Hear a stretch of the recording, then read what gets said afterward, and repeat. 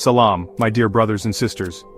There are people in history who didn't just live, they transformed everything around them. They didn't just follow the prophet, they stood beside him, protected him, wept with him, and carried his message with unmatched loyalty. Among those rare souls was Omar ibn Al-Khattab, may Allah be pleased with him.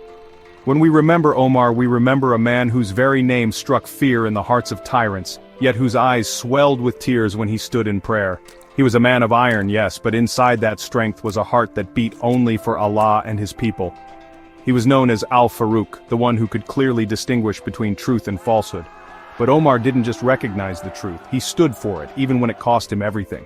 Before Islam, he was one of its fiercest enemies, but when the light of guidance touched his heart, he turned into its most fearless protector.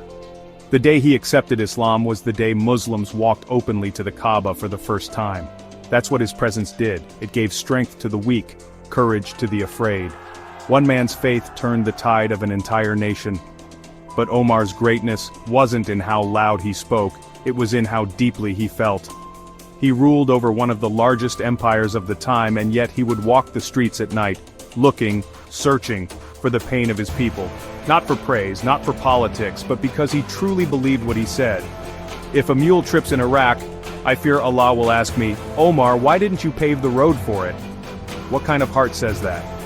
A heart that knew leadership wasn't about titles, it was about responsibility, accountability, service, fear of Allah.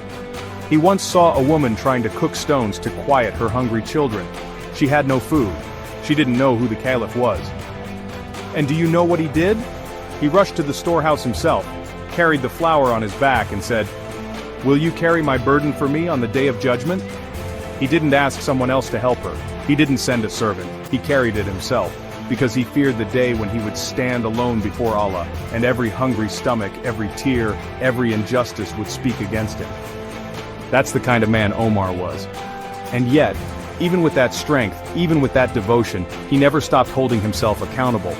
He once said, "Hold yourselves accountable before you are held accountable, and weigh your deeds before they are weighed for you." He constantly checked his own heart, his own intentions. He knew that real victory wasn't in conquering land, it was in conquering the nafs, the ego. He taught us that power means nothing if it's not grounded in sincerity. Under his leadership, the world changed. Justice spread, systems were built, the poor were protected, the rights of women, orphans, and even non-Muslims were secured. He expanded the Islamic State, yes, but more than that, he expanded consciousness. He taught people how to live for a greater purpose. He would say, "No Islam without a group, no group without leadership, and no leadership without obedience." These weren't just political ideas, they were a reminder that the Ummah stands only when we stand together, that unity, justice, and discipline go hand in hand. But perhaps the most powerful thing about Omar was this.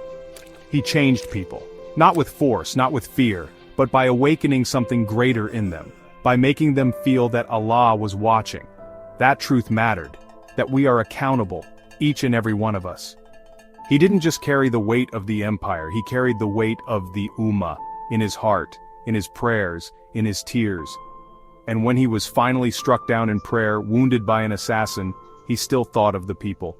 He still asked, have the people prayed, because that was his love, that was his mission, that was his life. Today we remember him not to glorify a man, but to awaken the qualities he lived for within ourselves: justice, integrity, courage, humility, sincerity. May Allah be pleased with Omar ibn Al-Khattab. May his example live on in our hearts, our homes, and our leaders. And may we rise with the same fire, the same purpose, the same fear of Allah that made him unforgettable. Ameen.